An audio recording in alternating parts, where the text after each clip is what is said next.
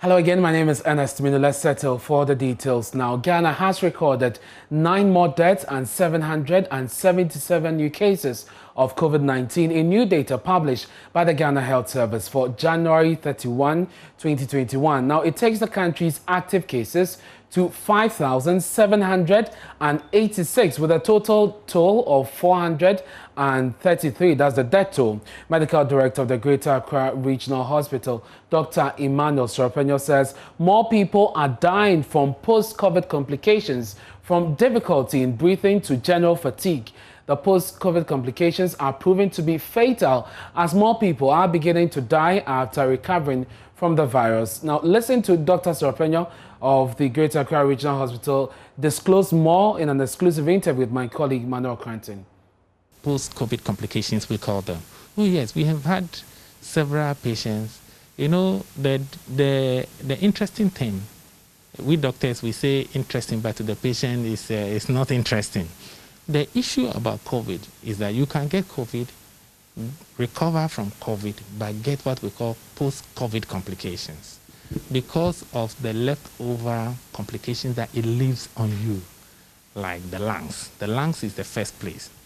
Sometimes you can get COVID, your test may turn negative, but you may still come back to the hospital with severe lung disease, severe respiratory complications, or severe cardiovascular complications, simply because you've had COVID in recent times.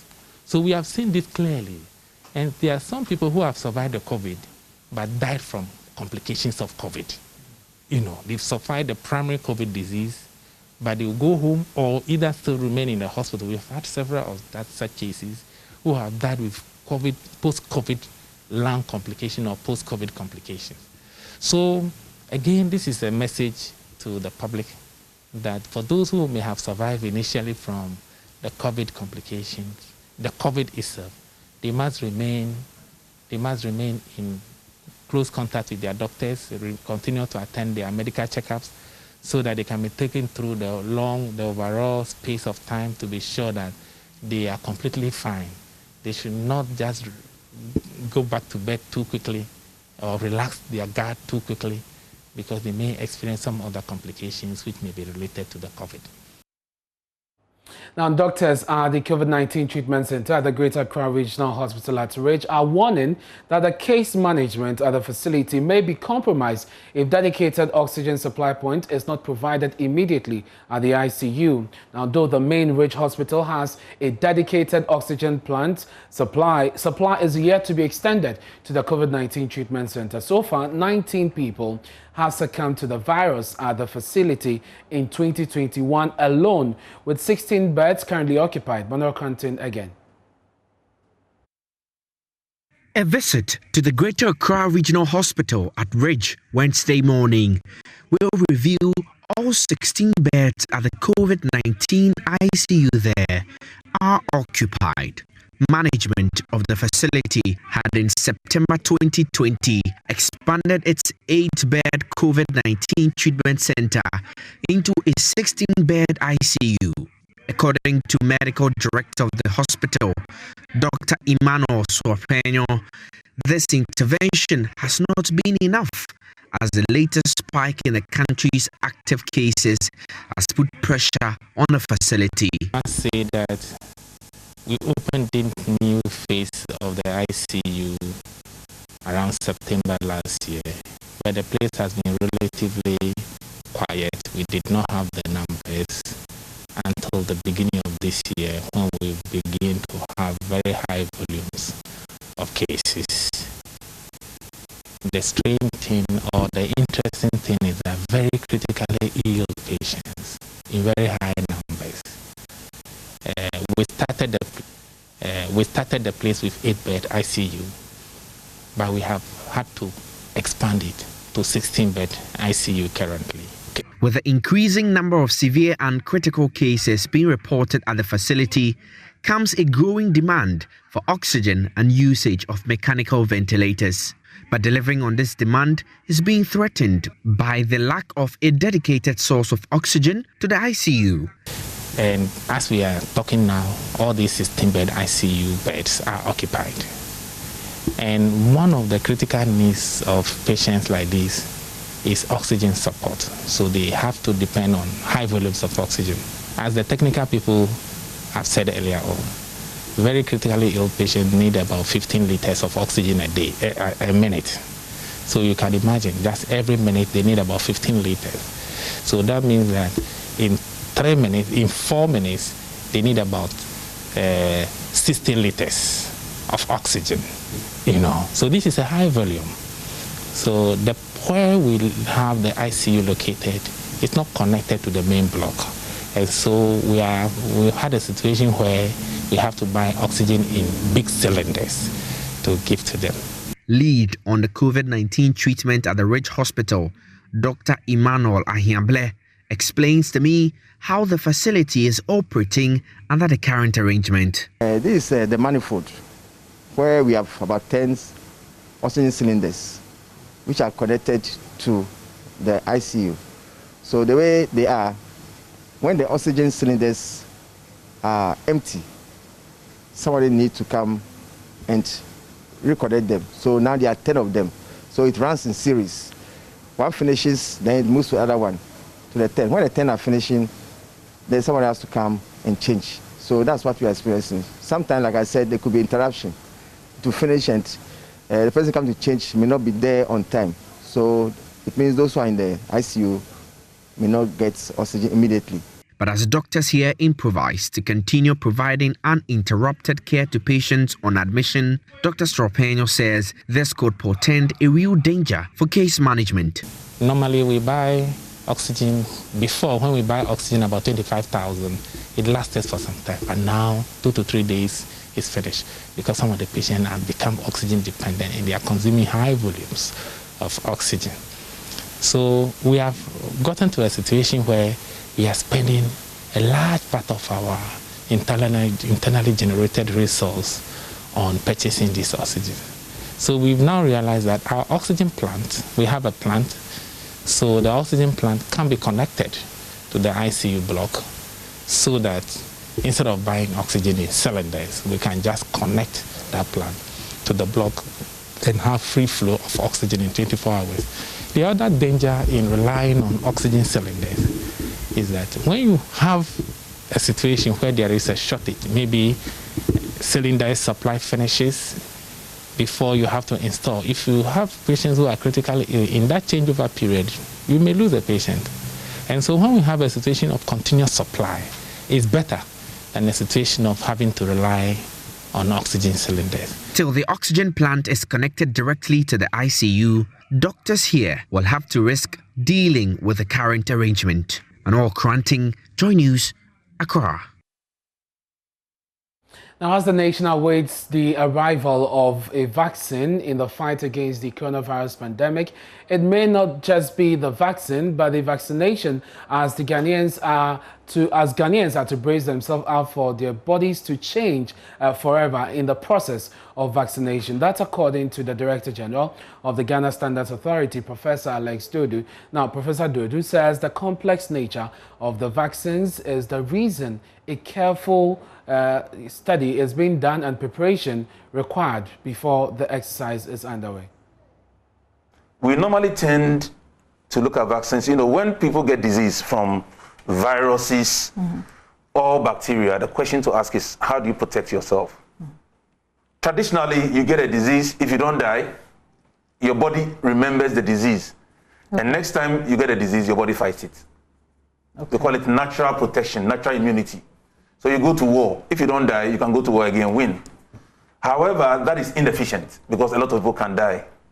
So scientists take a bit of the thing causing the problem, the virus or the bacteria, give it to you so that you get small of the disease, very, very minor.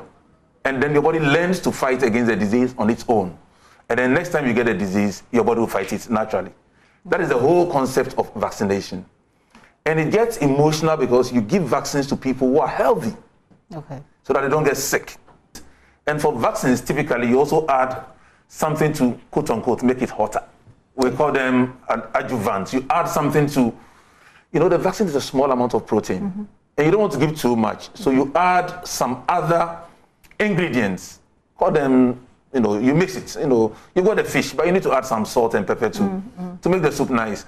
And that makes it hotter and makes it more reactive, more reactogenic. So it helps you get the reactions quickly without getting too much of the bad part of the vaccine, that's in the antigen or what is causing the disease. Okay. Now, how do we know? Believe it or not, you give a dose and you look at the response. So you are looking at the most effective dose, which will give you the biggest response, so that you don't give an overdose. So even with vaccines, in preparing it, you do that. Secondly, you notice that vaccine administration is interesting because you give a little bit, and then sometimes you wait for 2 weeks or 3 weeks or 13 weeks, and you give the second one. So you give small for the body to start warming up. Okay. Then you give a bigger one for the body to know that, yes, now I'm there. I see. So it's all planned and it's rolled out.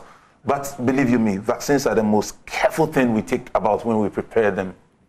Because once a vaccine goes into your body, it changes your body forever. Wow. Yep. And because you give vaccines to people who are healthy, your level of risk, or rather your preparation to prevent problems, should be higher. Normal medicines like paracetamol is given to you when you are sick. So you take it and you get well. With vaccine, you are well and you don't want to get sick and you take it. So you get confused. Why should I take something when I'm well and it gives me rashes or headache?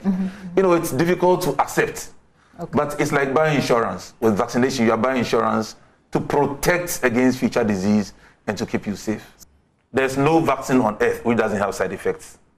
The question is, how big is the side effect, and is it acceptable for what you are protecting? And perhaps, how does it even compare to what you're protecting the person against? So when we started looking at safety to formalize it, what we said was that the benefits should always be bigger than the risks. The public needs to know that vaccines represent something that has proven to work and be beneficial. Because of vaccines, now you don't have smallpox. Because of vaccination, measles have all but disappeared. So which category of people are exempt from taking the vaccines? Listen to Professor Addod'o. There's no information that it is harmful in pregnant women. However, we just don't know. So there is always what you don't know, and the guidance is don't take it if you are pregnant, unless you have a condition where if you get a disease, it gets complicated. So as we speak now, when should the vaccinations start, pregnant women will not be a part of those who will be vaccinated? Rule of thumb, you don't want to worry the next generation. You usually will not give anything to a pregnant woman unless the benefits are more than the risk. So it's very unlikely for pregnant women to be among the people who will be vaccinated unless they have very severe underlying conditions, in which case the benefits to them may far outweigh the risk. If that's the case, how soon will we know whether or not it will be okay for pregnant women to take it? Or is that indefinite? Excluding them, is excluding them indefinite? It will take a long time, purely because what you end up doing is that you find a woman who took the vaccine, 6 months down the line, she realized, oh, I was pregnant when I took it. You look at the outcomes and nothing happened to her or the baby. As the data increases, you feel more confident. Because really with pregnancy, the effect on both the mother and the unborn child are key considerations before you give them anything. Even paracetamol in pregnancy is only given when you think the benefit is way better than the risk. Wow. Away from COVID-19, residents of Omampe, BUOHO and Enchikwewu, 3 communities along the Lubo-Enchi Road in the Onwen municipality of the Western North region are accusing a mining firm of destroying the environment. Now, they claim the company has gone contrary to its mining agreement with them prior to entering their communities. They want government to force the firm to live up to their responsibility or stop operating. That's more in the following report by Nathalia Kwanzaa. We had some mining company who told us they were here to do mining.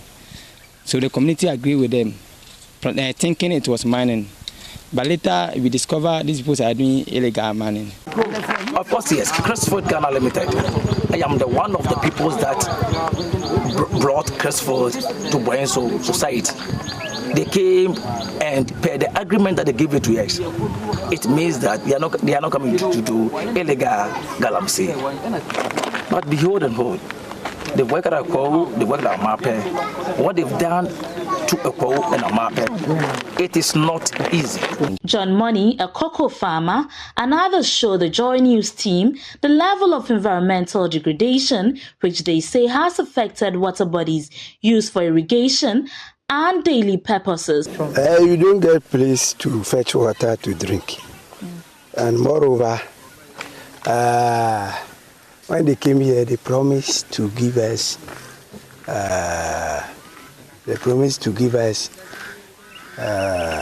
light. They didn't give us.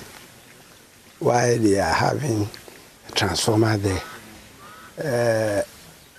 If they fail all the agreements, something like if you want to make spraying, you can't get water to make that spraying. I can say a mad side where you can get the water easily. The residents are demanding an immediate end to their operations. The front of the mining firm is, however, seen divided as two parties, both claiming ownership of the concession, argue over who is to blame for the level of destruction. Both parties agree to illegalities which has affected the communities. First, Nana Kwa, who claims to be a resident director of the firm. We own this concession, and then some years back we entered into an agreement with a Chinese company called HKs and then we abrogated that contract for part fit on their part.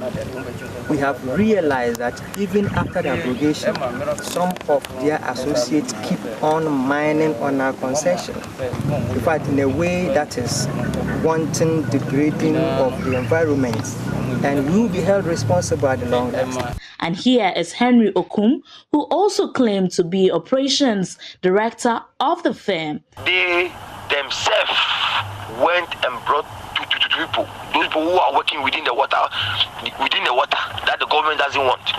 They are working there. Several calls from the community members and individuals along the stretch may be yielding some results as the task force from the Small Scale Miners Association heads to the community to ascertain the extent of degradation. The 30-man task force and some association leaders see first-hand open pits and devastated environment en route to the mining sites. They arrest this Chinese national and his Guinean accomplice, and the two lead them to the premises of the mining firm.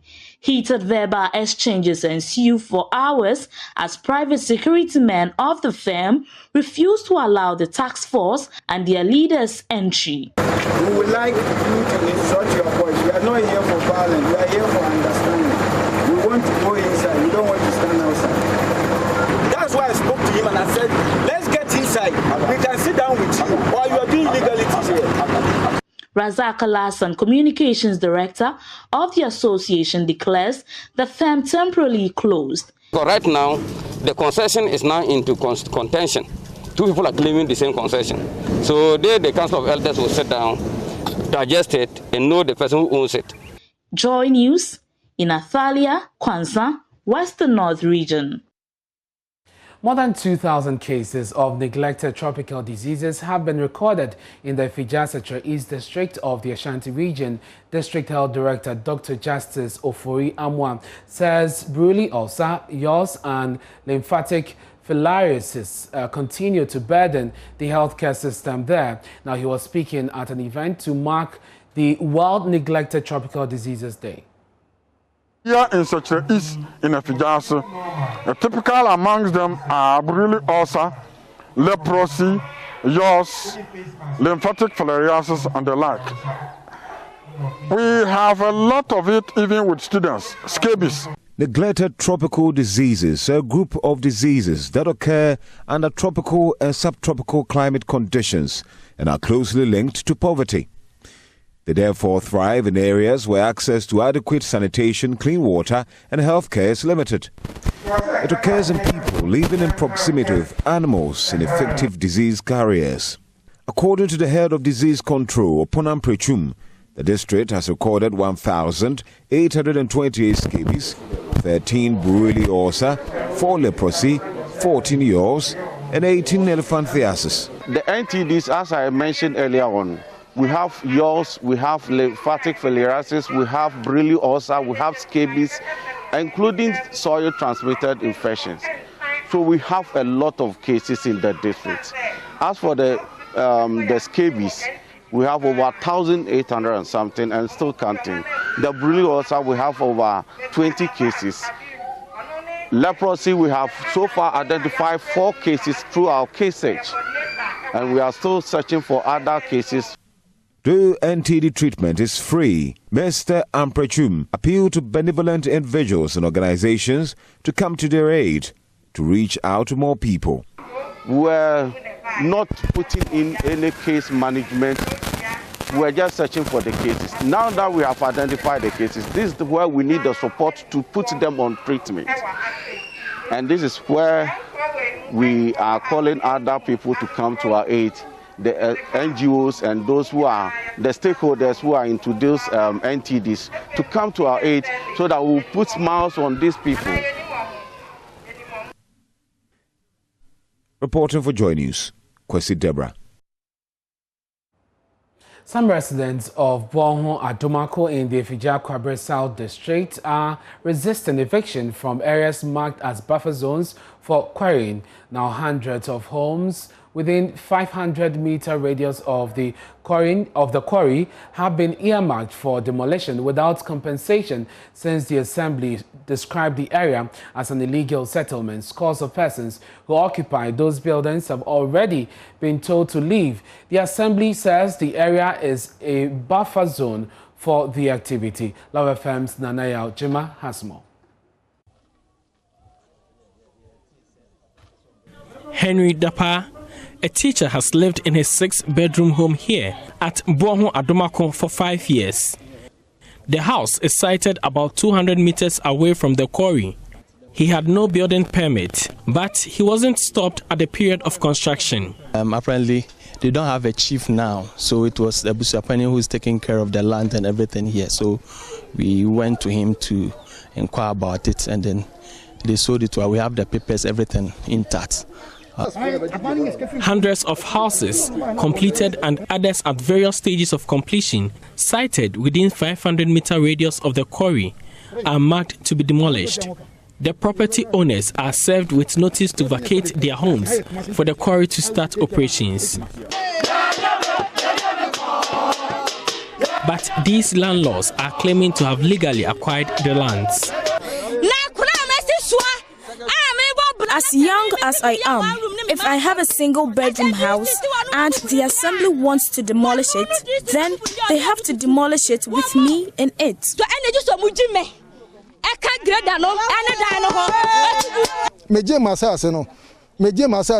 Allocation paper me call there land me kwaje permit o mo ka kire me say o ye nye half plot je say me nipa na obo hye no ene be ye nipa no so asa fi no to foundation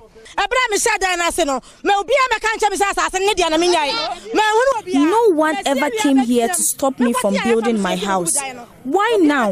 They should compensate us before they pull it down.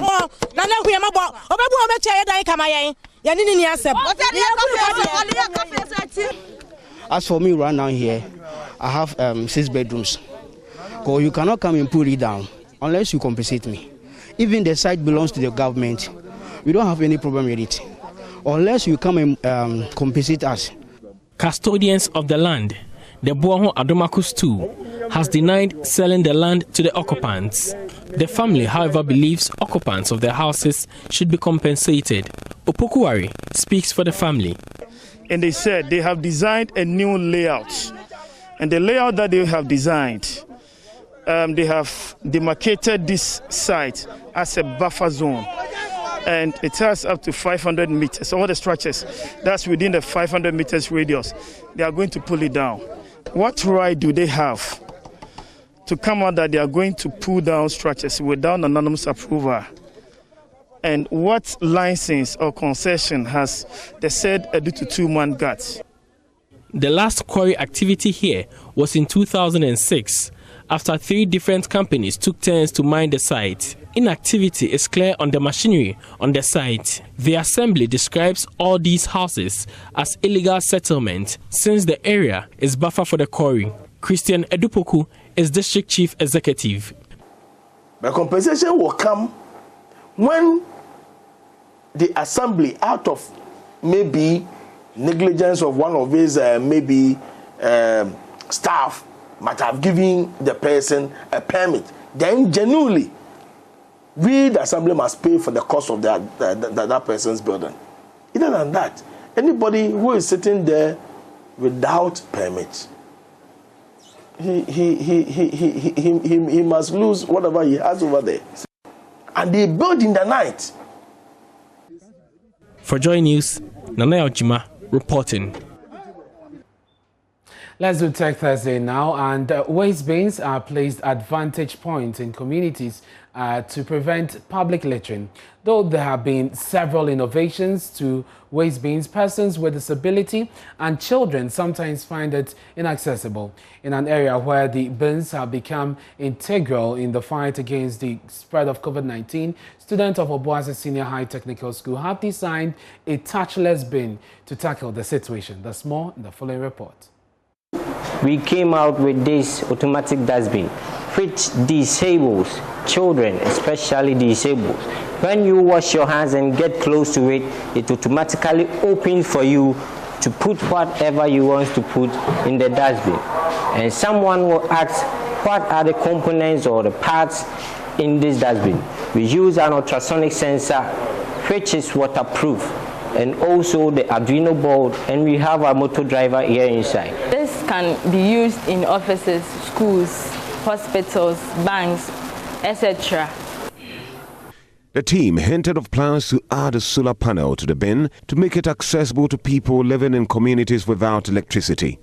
The team of teachers led by Solomon Nko says the project needs more funding to begin commercial production. We've also have in mind to make it in sizes so that people who want to buy them, they can buy. And then also we are also throwing this to the general public, that anybody who can come to support us, we will try to make them as many as we can to let the general public have them. Headmaster of the school, Ernest Wiafe, is confident the Robotics Club will come up with more innovations. And I hope and believe that that is not going to be the end. We expect quite a lot from this team. As we know, necessity is a matter of invention. So as we progress in life and we face challenges, I believe our team will come up with much more of such inventions and technology, if you like.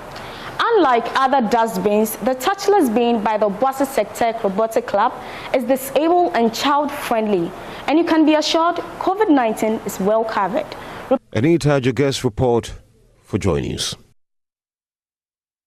Member of Parliament Appointments Committee and MP for Bako Central, Mahama Yarga, says the NDC caucus on the Appointments Committee will not wage hunt any of the nominees of President AKUFO-ADDO come February 10 when vetting commences. There have been speculations that the NDC caucus wants to pay back some appointees for their actions in the past. Speaking on PM Express, the Bako Central MP told host Aisha Ibrahim that the NDC caucus will only do what is right.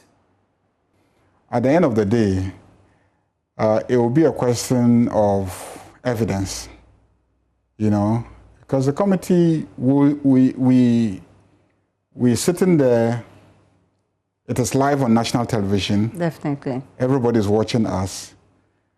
And it is one sure accountability mechanism, the fact that everybody's watching us. Mm. We want to strive to do the right thing and be fair to everybody. Yeah. And so the key issue is we will ask all the questions that need to be asked. That we will ask. Okay. You'll be given the opportunity to answer those questions. The next criteria then is political.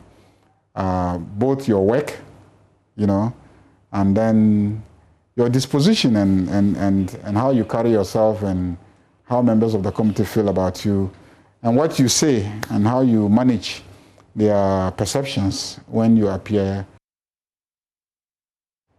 Now, Mr. Ayariga has meanwhile warned that members of parliament should not put themselves in any compromising situation by encouraging bribes from the appointees.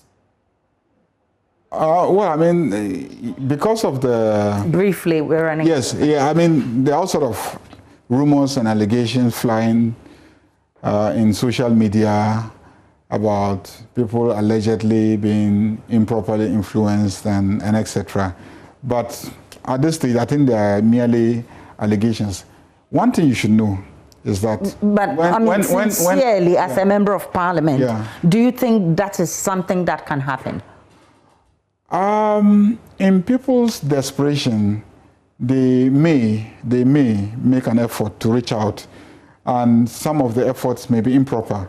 It's up to you as a member of parliament to decide how you react to an improper approach. But I can say with certainty that nobody has improperly approached me. I think that the nominees are entitled to approach you as a member of the panel or of the committee to try and make a case why you should support their nomination. I think this is normal.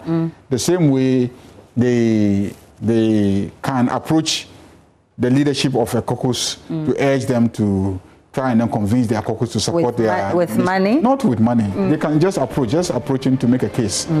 It's called lobbying, you get the point. Yeah. They can do that, not with money, not with any inducements. If they attempt to do so with money, that was clearly improper, and I'm sure that the alarm will be raised. But let's return to COVID-19. Listeners of the Joy FM Super Morning Show have donated dozens of personal protective equipment to some schools within Greater Accra, that's in Newtown. There's more in this report. The development follows appeals made by the SMS team, especially for public schools, to be supported with PPEs, as the government's promised PPEs have yet to be distributed across the board. The SMS team, represented by Enimwa Enimado and Victor Brache, went to the Accra Newtown Basic 3 School, as well as the Kotobabi 3 Kindergarten, Primary and JHS, to donate the items to the students and teachers. Since the reopening of schools ordered by the president some 3 weeks ago, a major concern for parents and teachers has been the timely provision of PPEs promised by the government. Here at the Kotobabi 3 Basic School, just coming from the ANT Basic 3 School, and what we've been doing today really is giving out some sanitizers and face masks that we received from our listeners. It's interesting because both schools that we've been to have received their PPEs finally. Each child has been given 2 face masks and 2 sanitizers. Now these face masks come in sizes, and so there's different sizes for the little children and different sizes for the older ones. These, of course, have the Government of Ghana labels on them. Now, in terms of the sanitizers, the little children are having a little bit of a problem because they really want to taste the sanitizers. So the teachers are having to keep an eye on them to make sure that they don't. It looks as if the promises that the government gave out have been fulfilled in terms of giving out 2 masks and sanitizers. A lot of the schools have also received their Veronica buckets. We counted at the ANT Basic School, they've gone from having 3 Veronica buckets serving 900 children to having almost 9 buckets. And the headmistress assured us that there were many more which they were going to be bringing out soon. The headmistresses who received the items have pledged to keep the students as safe as possible. Some of them have been expressing gratitude to multimedia for the gesture. We are here at the premises of the ANT Basic 3 School, which has become a school that we've loved over the past few weeks. And so many of our listeners who have been interested in supporting these children came to us and gave us some boxes of sanitizers and some masks. So we're here to present it to the children and let them know that this is from all the Joy FM listeners who love them, who are rooting for them, and who are praying that they stay safe. So once again, thank you to everyone who's donated, and we wish you well, and thank you for taking care of our children. Thank you for helping them stay safe, and we appreciate all the work that you are doing. Thank you very much. We are also grateful for your kind gesture, and we hope to do it the way you want it to be done, so that we will help bring up the children fruitfully. Thank you. Thank you. Thank you very much.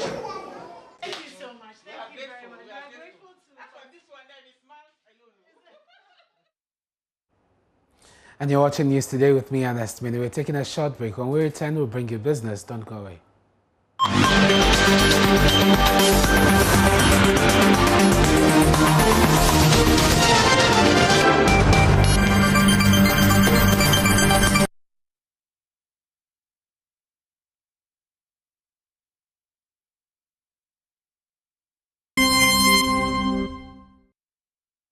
Hello there, it's time for business. I'm Charles Aite.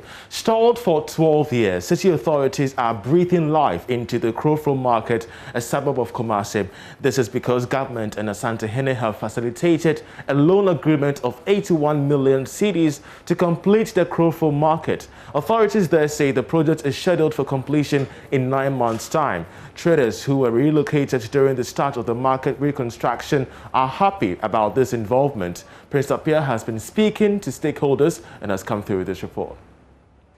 This is the current state of the KROFROM Market Annex, created after traders were relocated for the reconstruction of the main market. Parts of the roofing of this makeshift structure are falling off after many years of neglect. Traders are unhappy with its state. The market has delayed for too long. Now robbers have taken over the place. Just behind it is the stalled market project. Residents and some traders here have complained about the delayed construction. Criminals have captured the market, and some customers are feel so afraid to come to the market to buy our goods. People were here, but due to the distraction of the market, and they went to far away. So when it is renewed, and then I hope all of them they will come back after you complete it and legalize it as a market. I think that some of us will get direct employment and indirect employment. This crane behind me has been offloading concrete blocks since morning here at the KROFROM market. This market started in 2008 under the AKUFO administration, has stalled for the past 12 years for various reasons. Today, both the Asantehene and government have decided to put life back into the KROFROM market. Kwame is laying a set of concrete blocks to demarcate the individual stalls. He is one of the few masons who have started working on the reconstruction. Nana Ajenim Boateng is vice chairperson for KUMASI City Market Projects. A project of 9638208 is now 80 million. And that's what we thought, that debt equity was just too much. So His Majesty discussed with His Excellency. It cascaded to the Ministry of Finance and local government.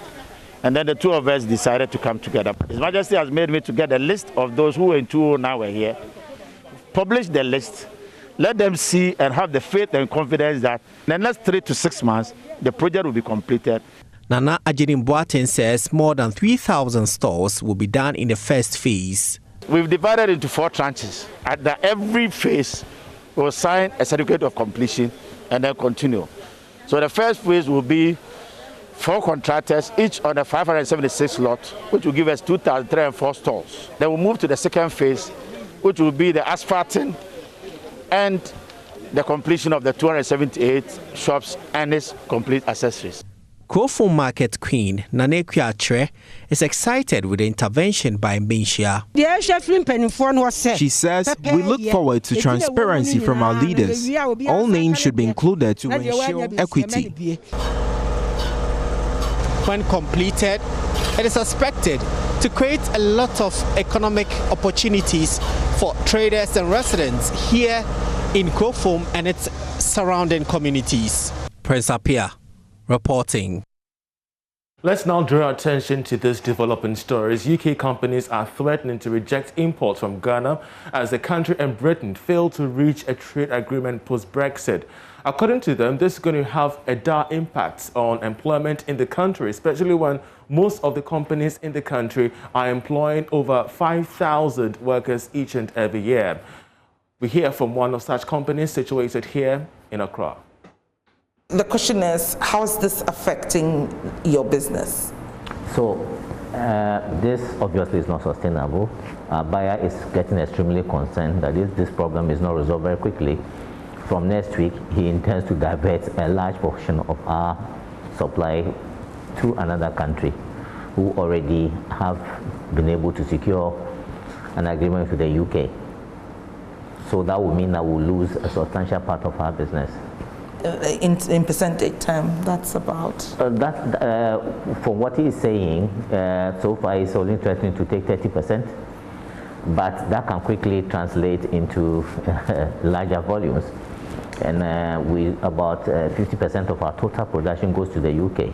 So that's a significant part of our business. The problem is that if they become comfortable with this new source, chances are that they may not come back, even when the situation is resolved. Let's now hear from a worker. She's called Auntie Patient, who has been in the banana industry for 19 years. She fears that her life will be hopeless should Ghana lose out on exporting to the UK market. If you wake up one day and there's no golden exotics, what will happen to you and your family? There is no life. Wow. So you can't stay without working. Even God is said, if you don't work, don't eat. So without work, I don't think you become useless. Yes. Wow. We shall be following closely the impact of this in our subsequent bulletins, but that does it for business. I'm Charles Aite.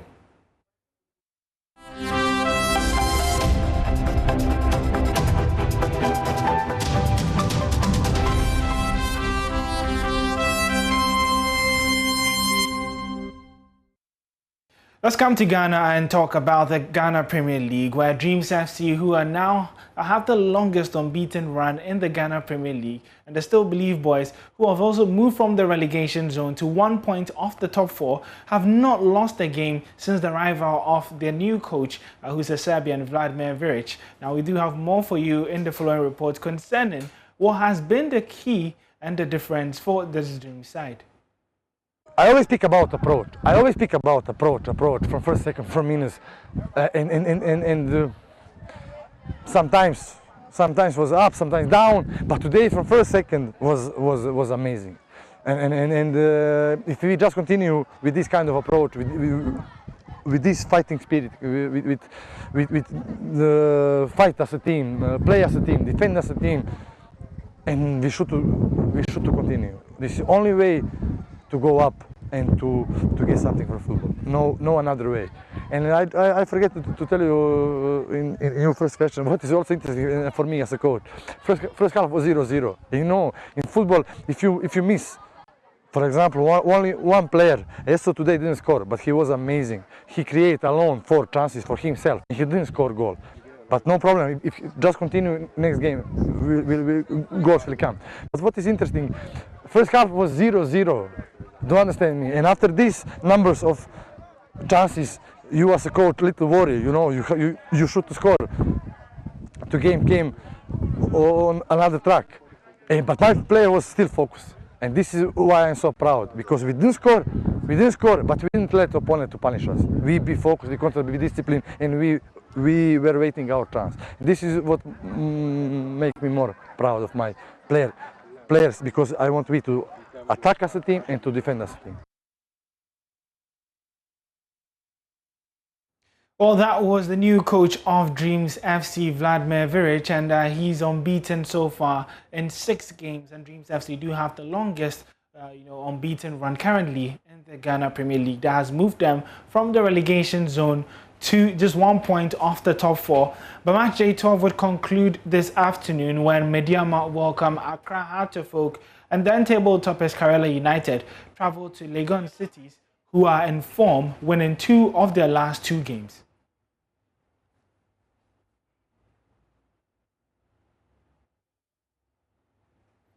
But we'll also wait for the last 2 matches of match day 12. Let's take a look at the Ghana Premier League table, where Karela are still top despite playing 1 game less. The biggest winners this match day arguably would be Great Olympics, who've now moved up to 2nd place in the table. Accra Heart of Oak remain 9th, but knowing that a win could move them to 5th in the Premier League, or possibly 6th, depending on how much that victory would be against Midday. I remember his goal difference as of now for the Ghana Premier League.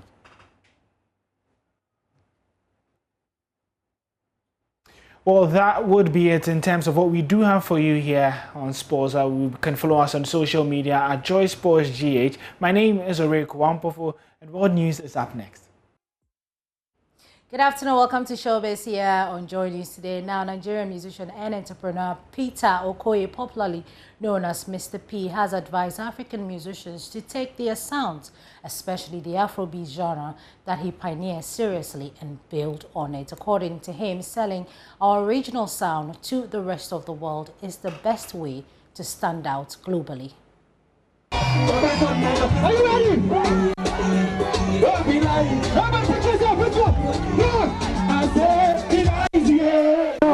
You know, the truth is, Afrobeat, you know, back then it used to be, we want people we're not telling people to want them to buy our music, no.